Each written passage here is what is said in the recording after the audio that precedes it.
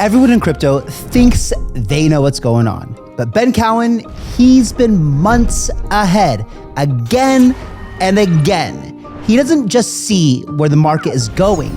He calls it before it gets there with conviction, and often when the crowd is positioned in the exact wrong direction. When most people were chasing altcoins, Ben was one of the few warning that the rally wasn't real. When Ethereum looked ready to explode, he showed why it might actually implode. And yep, he was right. And while the crowd got louder, he stayed calm and got it right. It's not that hard to be successful in crypto. That's not just confidence, it's clarity. Because while most of the space reacts with emotion, Ben runs on data. He's not a moon boy, he's a model builder. With a Ph.D. in nuclear engineering, he approaches crypto the way a scientist studies systems, with precision and discipline. Altcoins are going to do well against Bitcoin until two conditions are met. And almost no one's talking about them. But according to Ben, those two factors will decide the fate of every altcoin portfolio out there. If Ben's right, and let's be honest, he usually is, then most of crypto is completely positioned wrong. The next low for Bitcoin is likely going to be sort of either in the middle or the end of. So, is the top currently in? Or is a real crash still ahead? If you want answers, real answers, you're going to want to hear what Ben has to say. Ladies and gentlemen, without further ado, let's welcome Ben to the stage. Ben, thanks for joining the channel. Welcome. How you doing? Doing great. Pleasure to be here. Thanks for having me. Most of the cryptoverse, pun intended, knows you as like a really sharp TA guy. Can you tell us just a little bit about who you are and kind of how you got into crypto? Yeah. So my background is my undergrad was in mathematics. So I took a cryptography class back in 2011. It was an elective for my math major. And that was really what first got me interested in cryptography. And obviously then by association, just going down the rabbit hole, right, eventually leads you to cryptocurrencies. But obviously there's a big difference. There is a difference between just the cryptography community and the cryptocurrency community. But that's where my interest first began. And then I went to grad school. I got my Ph.D. in nuclear engineering. And while I was there were some other grad students that were really into Bitcoin. I remember we were watching the price of Bitcoin really closely back in 2013, and we were watching it crash live. And it was, just it was an exciting time, a scary time, exciting. Didn't know what the hell was going to happen. And, we didn't have all this market cycle data that we have now, right? Hardly anyone even cared about Bitcoin back then. But yeah, I mean, that's kind of how I got into it, just from my education. And then I went on to do a postdoc at a national lab. And while I was there, I decided to start a YouTube channel on cryptocurrencies. And, I focus mostly on Bitcoin. And I talk a little bit about other cryptocurrencies as well. That was back in 2019. And then I left my job at the labs in 2021 to just do this stuff full time. So that's kind of how I got into it. And I guess what eventually led me here. What would you say gives you an edge in this market and compared to most other TA guys or others in the market? Well, I think honestly, technical analysis can be somewhat hand wavy, right? Like sometimes it works, sometimes it doesn't work. I really think the edge is just managing your risk. It's not really about having a crystal ball or predicting where the market's going to go. It's just about saying, hey, look, these are the most likely outcomes. How do I manage my risk to make sure that I do well in either of those environments, right? So it means like making sure you're not all in on the altcoin market, praying for alt season for 3.5 years, right? Yes. Maybe de-risking some when the new administration took office, just simply because there was going to be some de-risking on the other side of sort of perfection being priced in, right? So it kind of just involves like constantly managing your risk so that you can live to fight another day, right? If you can limit the drawdowns, then it ultimately gives you more more powder later on to then hopefully enjoy the upside. So I think it's all about risk management. And also, I think the other thing that I do, it's almost second nature. I imagine it's probably second nature to you as well at this point, is to think about your portfolio in terms of Satoshis, right? At least your crypto Yes. portfolio. To think about the Bitcoin valuation. A lot of people don't do that. And a lot of people, if they were to pull up the Bitcoin valuation of their altcoin, it wouldn't be a pretty chart to look at. So Yeah. I think that if you just do that, you value your portfolio in sats, you manage your risk appropriately, I feel like it's not that hard to be successful in crypto. Can you just explain a little bit more to the viewer what that means to value your portfolio in sats?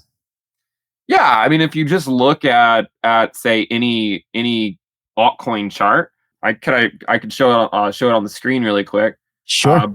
But yeah, like if you look at any, let's just take ETH Bitcoin as an example here, because ETH Bitcoin is a great example of this. Everyone's really aware how badly Ethereum has been performing over the last few years.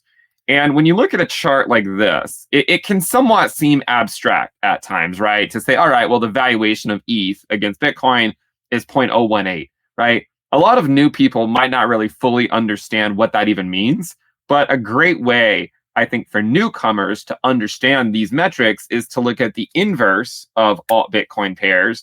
And when you look at it like this will tell you everything you need to know, right? So it shows you that back in 2021, one Bitcoin was worth about 11 ETH.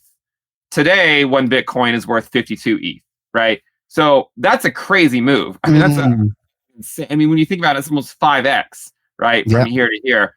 And the great thing about it is all you had to do was recognize that the Federal Reserve was going to be tightening monetary policy, which they made it clear they were going to do, and basically just stick with Bitcoin, right? And what's crazy about this move is that Bitcoin actually went through a bear market in sort of this range right here, right? But again, no one has a crystal ball. No one knows exactly where the market's going to do, where it's going to go, right? If you had just converted your Ethereum into your ETH into Bitcoin a few years ago, before this tightening cycle began, you didn't have to have a crystal ball as to where the USD valuation is going to go. You just were pretty sure that Bitcoin was going to outperform Ethereum. And now, if someone elected to, I mean, I think Bitcoin dominance will go higher, but if someone elected to, all they could have done was just stick with Bitcoin, and now they can essentially get 5 times the amount of ETH for literally doing nothing other than sitting in Bitcoin. And you can look at the same chart for so many different altcoins. And the way that you look at it is you look at Bitcoin dominance. And I think Bitcoin dominance really does teach teach everyone the secrets of the cryptoverse. And the other way to look at it is to look at total 3 minus USDT divided by Bitcoin. It's just the collective altcoin market. And what I think everyone should be aware of is that at best, altcoins are oscillators against Bitcoin, where they bottom out when they reach about a quarter of Bitcoin's market cap collectively, and they top out when they reach parity with Bitcoin. So when the entire altcoin cap is around the same as Bitcoin's market cap, that's usually when altcoins are topping out against Bitcoin. And so the reason why sort of the coveted alt season that people like to talk about remains so elusive is because we never went down here. And so that's, I think, the thing. And I think you just have to manage your risk. You have to think in terms of sats. You think in terms of sats, you've probably been fading altcoins on their Bitcoin pairs for the last 3.5 years. So do you think that we're going to continue to head down there right now? Or do you think that's needed for us to have an alt season? Yeah. I don't think altcoins are going to do well against Bitcoin until 2 conditions are met. The first condition is quantitative tightening needs to end. In fact, last cycle, you can see it was exactly when quantitative tightening ended. That's when altcoins bottomed against Bitcoin, right? Now, they did go below it a little later on, but only for like a couple of weeks, right? Sort of just a sweep below those lows. But that was really when the altcoin market finally started to bottom. It was when the Fed went from quantitative tightening to quantitative easing, right? What is that that blue is that blue line that you inserted? That is that shows you quantitative easing and tightening? That's the balance sheet of the Federal Reserve. The balance sheet. Okay. Yeah, that's the balance sheet of the Federal Reserve. So as long as they're rolling assets off their balance sheet, we're in quantitative tightening. As long as if they're buying, which is what they were doing back in 2020 and 2021, that is ultimately when riskier assets start to outperform. So a lot of people have seen Bitcoin dominance go up, right, for the last almost 3.5, 4 years. Well, it did the same thing last cycle while we were in quantitative tightening. The only difference between this cycle and last cycle is that the quantitative tightening part of the cycle has just lasted so much longer. Because last cycle, QT ended in the pre-halving year. Now we're going to be potentially halfway through the post-halving year before quantitative tightening is over. So the first condition I think that needs to be met to even have it, and by the way, I mean, just because QT ends and QE begins does not always mean you immediately get alt season. Last cycle, in fact, when alt Bitcoin pairs finally went to this level, you didn't immediately get alt season, right? If you were to overlay the altcoin market total 3 onto the chart, what you'll notice is that altcoins still went down a little bit before they then got a much larger rally later on. So there's 2 conditions, right? And as far as I'm concerned, condition number 1 is that quantitative tightening needs to end. Condition number 2 is I think alt Bitcoin pairs need to be down here, right? And there's a good chance that those 2 events occur at the same time, like they occurred at the same time last cycle. Fascinating. As far as Bitcoin itself goes, it's been a very interesting year. A lot of my viewers who are not looking at charts, we're looking at, fundamentals and news, and we're watching the orange man with the orange coin and pro crypto, everything, and rah, we're going to set to the moon. Everyone was expecting to go much, much higher. Bitcoin went to 108, 109,000. Now we've had a correction. What are your thoughts on where we are in the current market cycle for Bitcoin itself? And, how high potentially could it go in this cycle? And I guess, well, I'll save the other question later, which is going to be, do you still think that we're in that we still have 4-year cycles? But first let's look at Bitcoin. Well, what I would say though, with the whole 4-year cycle thing is that I think that they're measured from the lows, not the highs. So the low is every 4 years, right?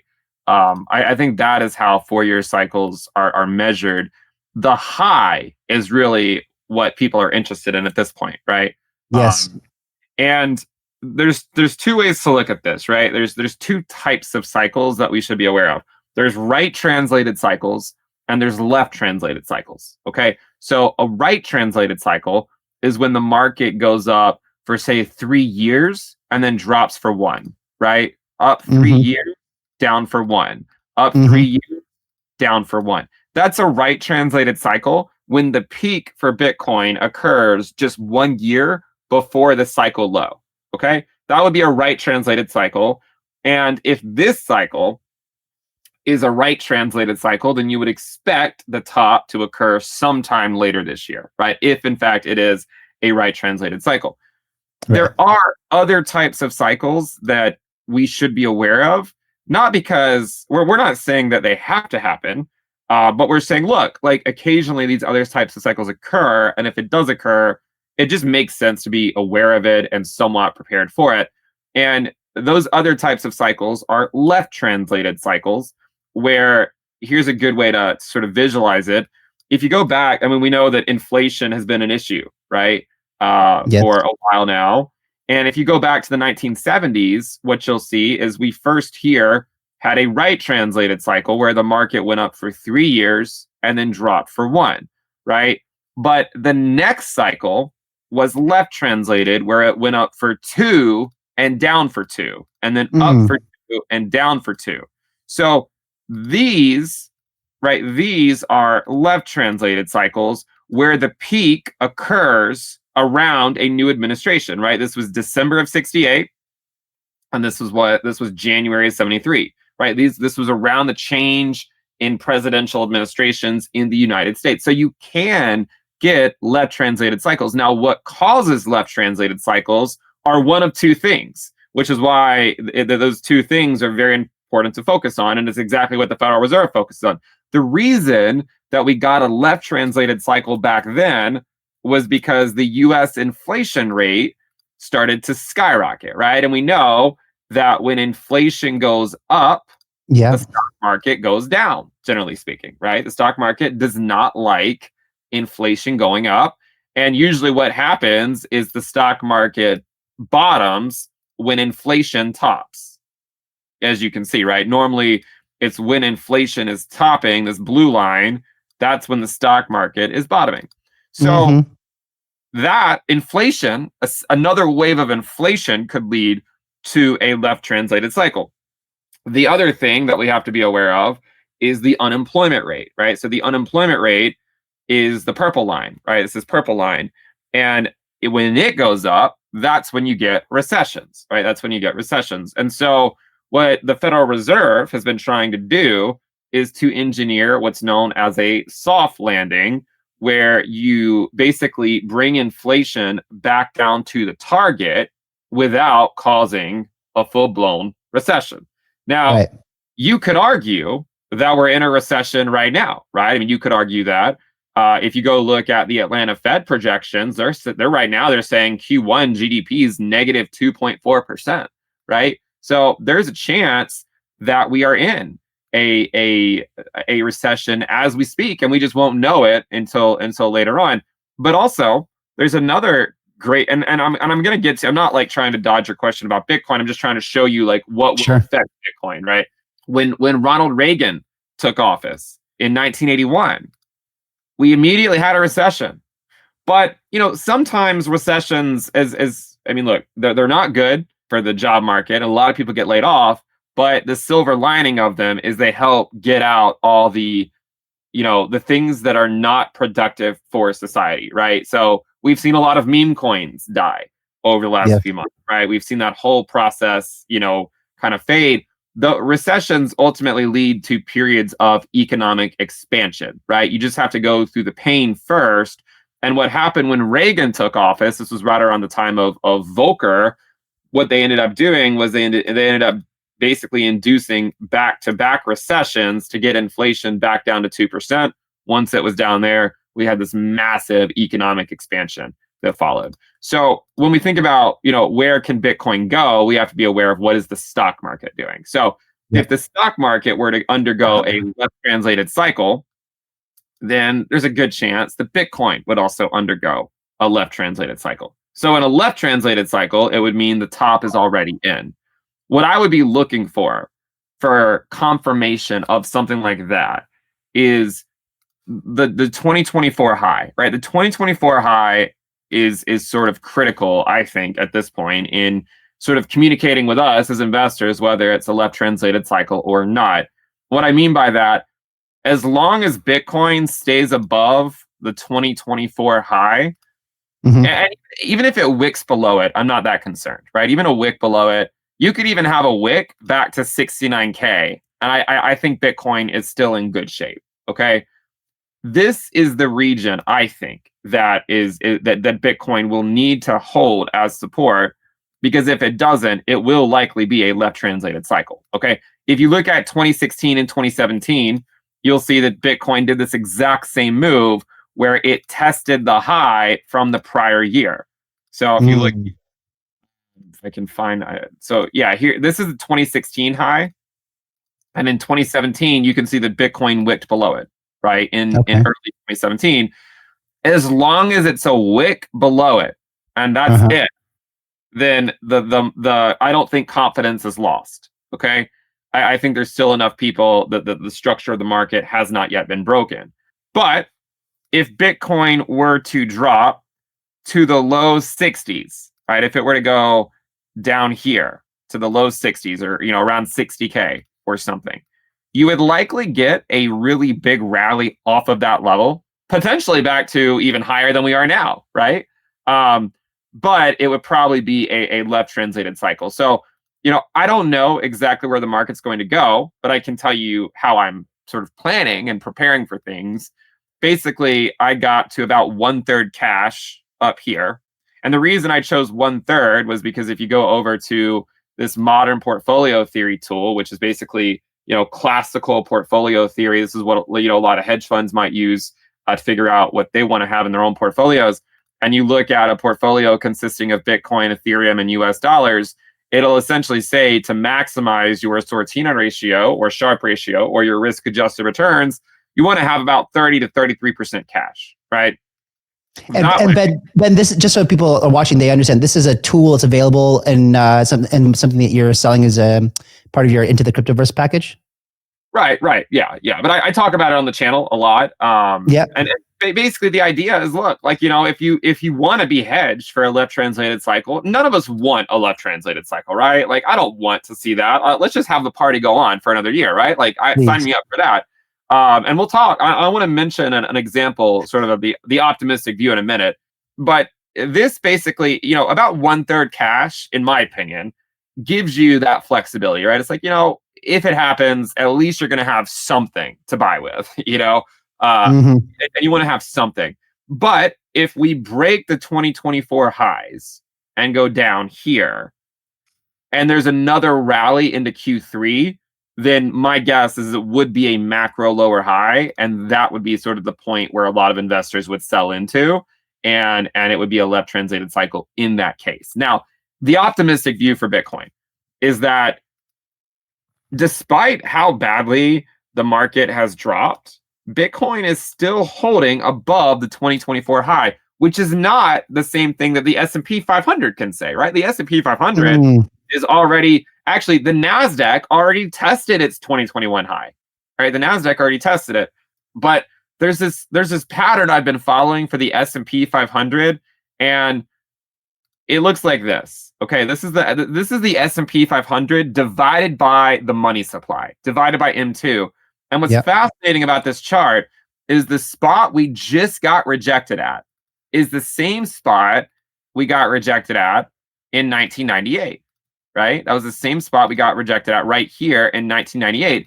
And there was essentially a 20% correction, about a 24% drop over just a few weeks, right? There was first a 21% drop, which is exactly what we just got, right? A 21% drop. It then rallied for a few weeks. It came back down, swept the low, and then it went into a larger distribution phase up here that ultimately led to all-time highs. So the question, right, is, are we here? Yeah. Are we right here? Or maybe we go back down, test the 200-week SMA, right? If you go look at the S&P 500 and you look at its 200-week SMA, this is going to be a critical level, I think, in the coming weeks, because the 200-week moving average has been holding as support for the S&P 500 basically since 2011, right? I mean, with the exception of the brief wick below it during the pandemic crash, you can see that 200-week SMA, how important it is to the S&P 500. And it's been holding for what, like 14 years, That's a long time. I mean, 14 years is nearly half of my life. I mean, not quite, but that's a long time.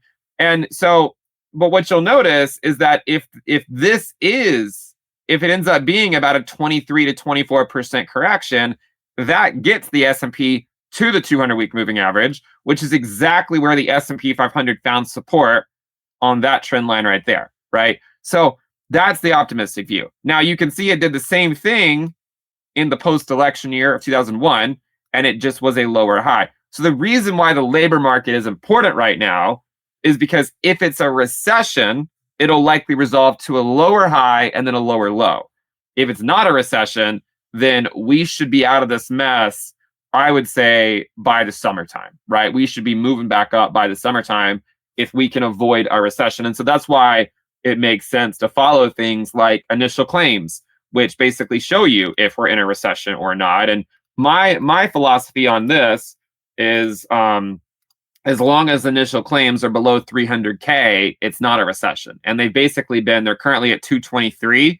As long as they're down here, I don't really think we're in a recession. At least it's not obvious. If this were to start to go up, I would be more concerned. But those are my views. And so when you think about, that answers kind of all your questions about it being a 4-year cycle. I would say the next low for Bitcoin is likely going to be sort of either in the middle or the end of 2026, right? I think the 4-year cycle is intact. The only question is it a right translated cycle or a left translated cycle? My guess, though, is if you're an investor and you want to figure out you want to invest in crypto, I would pick Bitcoin before anything else right now. Yeah. And the reason I say that is because regardless of the direction of Bitcoin, dominance of Bitcoin should go up. So it minimizes your downside right now, but it gives you exposure to the upside, right? It gives you that exposure to the upside, but it also minimizes your downside risk. if we go into the low 60s, I would expect a bounce. But then at that point, I think that would be it for the cycle. I'm hoping that we can just stay above the 2024 high and only a wick below it. If that's all we get, then I think there's a good chance it could be right translated. But that's kind of the way I'm looking at it. And so it's not about being deterministic. It's basically saying like, look, it's if this, then that, or if that, then this, right? How much do fundamentals play a role in your strategy? Well, I mean, I think Bitcoin is the most massively decentralized protocol on the planet. Yeah. I mean, like the Bitcoin strategic reserve. The thing like looking at what's happening, let's say on the news versus the charts. Yeah, I don't really follow the news cycle that much. Okay. I do follow certain things. Like I follow things that really affect economic things, like tariffs. Like that is interesting. Yes. Obviously, ETFs and strategic reserves, I do follow. I don't follow, just sort of like the everyday headlines of like what's going on in crypto. But yeah, I mean, like certainly, if the U.S. government were to start purchasing Bitcoin at scale, I have to imagine that would be a good thing for Bitcoin. If it doesn't, and it just ends up being this thing where they're like, the Bitcoin that we've already accumulated will just be sort of like our reserve, then that probably wouldn't be as bullish for Bitcoin. There's also, by the way, a chance where they do end up purchasing Bitcoin, but maybe it takes a couple of years, right? Like maybe it takes until say like next cycle, right? In order for that to happen. So it hopefully it happens, for the people that are following it at some point. But I also would say that, Bitcoin doesn't need that to ultimately be successful. I think Bitcoin will be successful regardless of the outcome of a strategic reserve. If it's a left translated cycle and we get a recession, then it might appear that Bitcoin is not successful. But even in that case, I think Bitcoin would just come back stronger than before. And the reason I say that is because one of the biggest pieces of sort of FUD against an asset like Bitcoin is that it's never been through a full-blown recession, right? And so people say that it would die in a recession. But I don't think it would, right? I mean, I think prices would go down, but I don't think it would die. And I think you could argue that if it doesn't die in a recession, then it would just make it even stronger in the next phase of economic expansion, because then people will even have more confidence in right? 100%. Yeah. So like for me, like I'm not really that concerned if it's right translated or left translated. You're probably going to have a good opportunity to buy Bitcoin at the end of 2026, regardless of what happens this year. I think basically the right strategy for Bitcoin is to, what I do is I just dollar cost average in at low enough risk levels, and I just kind of ignore everything else.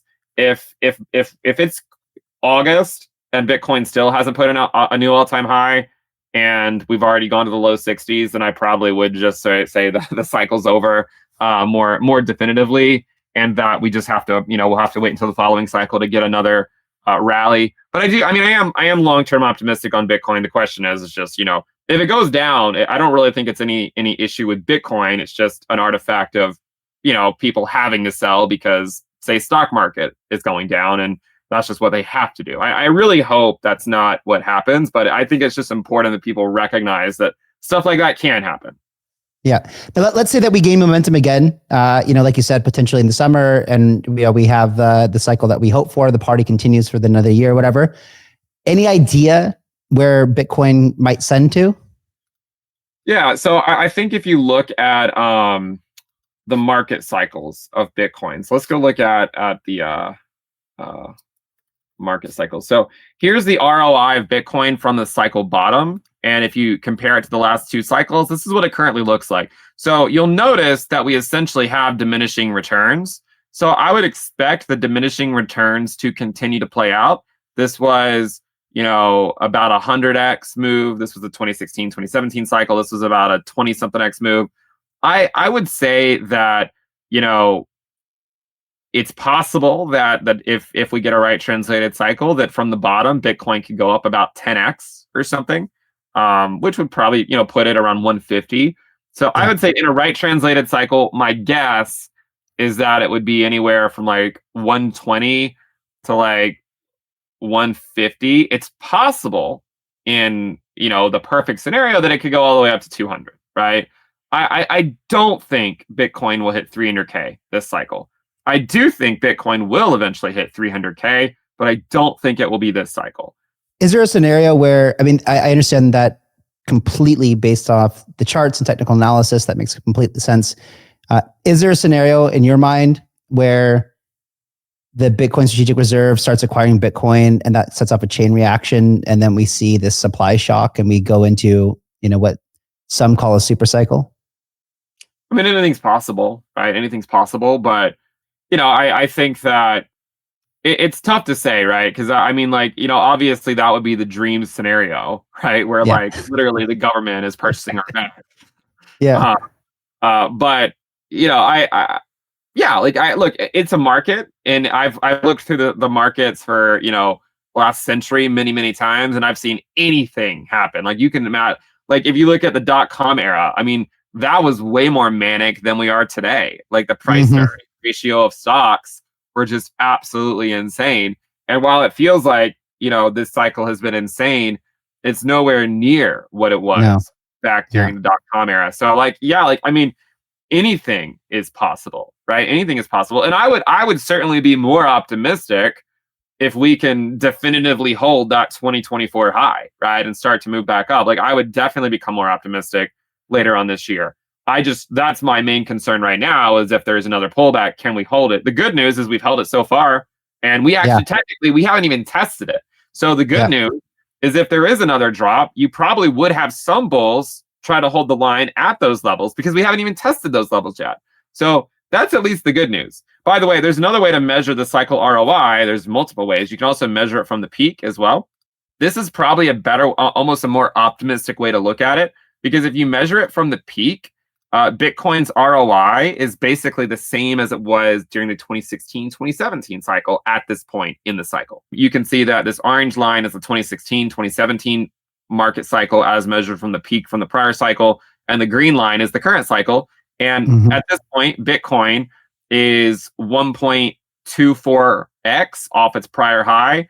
In the 2016-2017 cycle, at this point in the cycle, it was 1.5x. So it's really not that different from that cycle. So, there's a lot of ways to measure it. I would say that the worst way to measure it at this point is the ROI after the halving, because this cycle has not gone up nearly as much as it did in prior cycles. But, I would argue that, like if there is going to be a right translated cycle, then, looking at the year-to-date ROI of Bitcoin, if you want to look at it compared to, say, prior post halving years, so 2021, 2017, and 2013, the thing that it looks the most similar to right now, to me, is not 2013, and it's also not 2021. I would say 2017 potentially, because you can see that 2017 also got off to a weak start for Bitcoin. It like kind of went down. In fact, 2017, it actually went down further than what Bitcoin has gone down so far in 2025. At least look at daily closes. So, yeah, I mean, look, if we can get further out into the summer and Bitcoin can start moving off of that high, then I would absolutely, be more optimistic about a right translated cycle. And I would guess that the top in a right translated cycle would likely be somewhere between 120, to 150, and in a perfect outcome potentially is the one that you described, where maybe the US government starts buying Bitcoin at scale. Then it's possible to see 200. But I mean, we have to sort of get short-term stuff first. Yeah, for sure. Ben, thank you so much for coming on, man. That was a phenomenal outline. I learned so much from it. Is there anything else that you wanted to share? Also, these tools are incredible. For anyone watching, I offer nothing like this. How can people, check out what you're doing? Where can they find you? How could they, use something like this? Yeah, I mean, I just have a YouTube channel, Benjamin Cowen. We'll link it in the description for sure. Yeah, Put a link. We have a lot of charts, and here's sort of the risk chart. This is what I use to buy and sell Bitcoin. Basically, I just buy whenever the risk is below, last cycle I did it below 0.5 risk. This cycle I've been some more just below 0.4 risk. That's when I'm a buyer of Bitcoin. And when it goes up to the higher risk levels, I sell some. But the last chart I'd like to just kind of quickly look at before we go is this chart, right? I mean, like this chart is a great chart, I think, to look at for the cryptoverse. It's the entire crypto market. And basically, we're kind of repeating what we've always repeated, where we And if you look at sort of like the percent difference between the total market cap and the fair value, this red line, you get a chart that looks like this.